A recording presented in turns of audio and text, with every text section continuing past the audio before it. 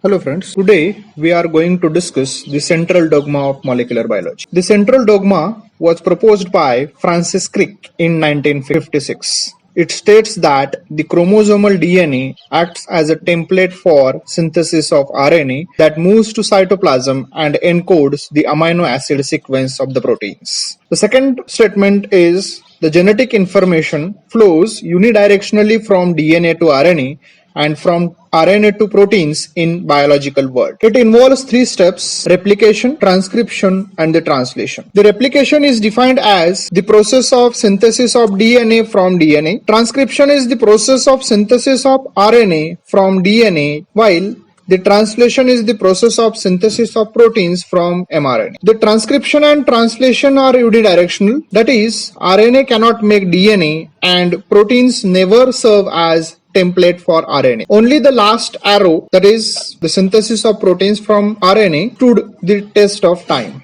To explain the central dogma, Crick proposed three other hypotheses, that is sequence hypothesis, adapter hypothesis, and hypothesis regarding protein folding. The sequence hypothesis states that the specificity of a nucleic acid is determined by the nucleotide sequence, which in turn encode for an amino acid sequence of a particular protein. Crick proposed the adapter hypothesis to explain the incorporation of hydrophobic amino acids in proteins that will not interact with hydrophilic nitrogenous bases in RNA. This adapter molecule that we now call tRNA was discovered by Zemnick and Hoagland. The tRNA is capable of both binding with and reading the appropriate codons on mRNA. The hypothesis regarding protein folding states that the amino acid sequence solely determines the protein folding. The mRNA, which carries the information for protein synthesis from DNA to ribosomes, was discovered in 1960. The enzymes called RNA polymerases that synthesize RNA from one of the two strands of DNA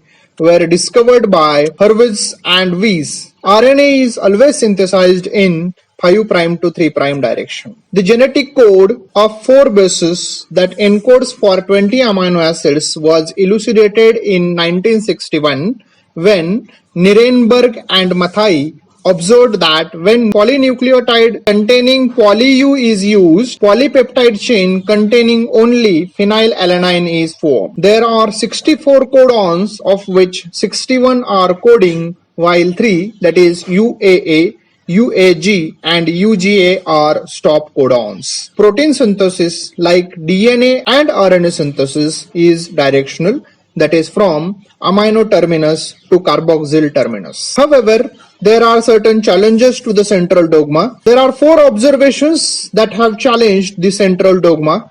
The first one is discovery of reverse transcriptase. Second one is the formation of prions.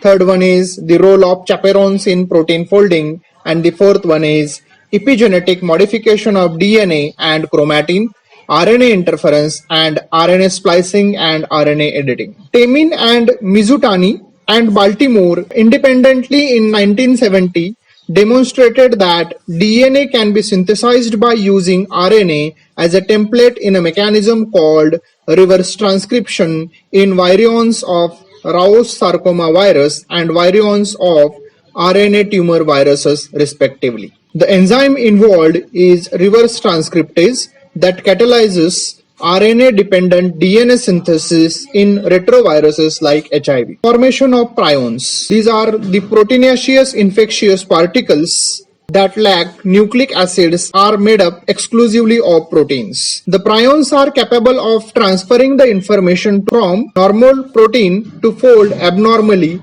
resulting in various transmissible encephalopathies like Kuru, Scrappy, CJD, etc. Third, the role of chaperones in protein folding. Crick proposed that the protein folding does not require special complex machinery for folding. The amino acid sequence determining the folding was challenged after the discovery of chaperones, that are the proteins that facilitate protein folding. Chaperones, however, are only involved in preventing misfolding and provide conditions favorable for folding. The epigenetic modification of DNA and chromatin, RNA interference, and RNA splicing and RNA editing. The pre-mRNA transcribed on DNA and the final mature mRNA are not identical. Mature mRNA is formed through extensive splicing, editing, etc. Chromatin also undergoes modifications like methylation, acetylation, phosphorylation, etc. Thank you.